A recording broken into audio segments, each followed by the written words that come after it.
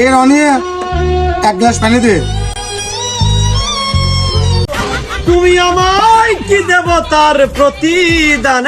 রাজাক ভাই, এই খবর? রাজাক ভাই ভালো আছেন? এই শখ, তুই ভালো আছো? পানি খাচ্ছেন নাকি? চা খাবেন? আচ্ছা ভাই। যাক, আপনার সম্বন্ধে অনেক কথাবার্তা শুনি এলাকার ভিতরে ভাই। কি কথা ভাই, কি কথা?